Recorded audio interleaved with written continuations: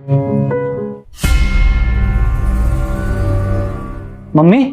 आप पोछा क्यों लगा रही हो? और सुमन बैठी हुई है, उसको बोल दो ना, वो पोछा लगा देगी। अरे बेटा, मैं पोछा लगा रही हूँ, बताती हूँ तेरे को। तू जा ऑफिस से आया ना, जाके अंदर कपड़े वपड़े चेंज कर। तेरे को क्या लेना? अरे पर मम्मी, पर कुछ नहीं, तेरे को बोला ना जाके कपड़े चेंज कर। मैं अभी आ रही हूँ, तेरे को कुछ चाहिए ना, चाय नाश्ता भी दे रही हूँ।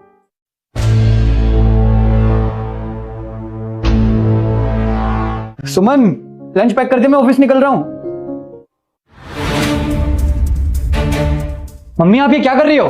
दिख नहीं रहा मैं खाना बना रही हूँ? अरे वो तो मुझे भी नजर आ रहा है कि आप खाना बना रही हो, लेकिन आप क्यों बना रही हो?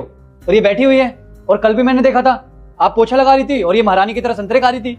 माँ, एक बात मुझे समझ में नहीं आ रही कि आप सुमन को कुछ बोलती क्यों नहीं हो? अरे शादी करके इसलिए नहीं लाया था कि आप काम करो और ये महारानी की तरह बैठी रहे। अरे तू चुप कर, पहले भी खाना बनाती थी ना, तो अब कौन सी बड़ी बात होगी जो अब खाना बना रही हूँ?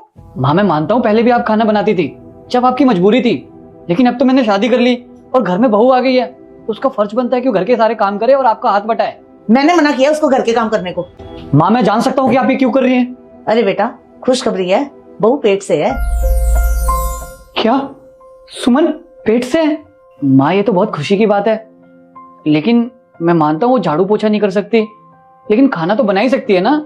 अरे बेटा, मैंने ही मना किया उसको घर के काम करने को।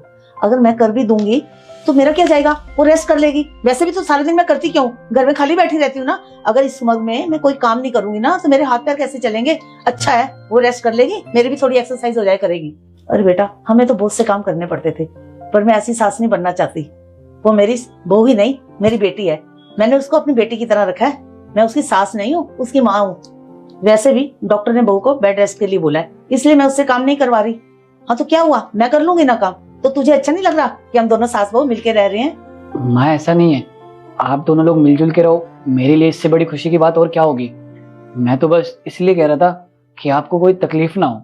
देख बेटा, मैंने अपने जमाने में वो तकलीफें सही हैं। मैं नहीं चाहती कि मेरी बहू भी वही तकलीफ सहे। दोस्तों, माँ को तो सब प्यार करते हैं। आज देखते हैं पापा के लिए कौन कौन लाइक और चैनल को सब्सक्राइब करता है। आप भी अपने पापा से प्यार करते हो तो चैनल को सब्सक्राइब कर दो। देख, बाकी सासों का मैं कुछ नहीं जानती, मैं अपनी बहू को बेटी की तरह रखना चाहती हूँ। तुम हमारे बीच में मत पड़। ठीक है भाई, जब आप दोनों लोगों ने सोच लिया है तो भला मैं कौन होता हूँ बीच में बोलने वाला। मैं तो चलता हूँ ऑफिस। और मैडम जी, आप अगर आपको कुछ खाना हो तो बता देना।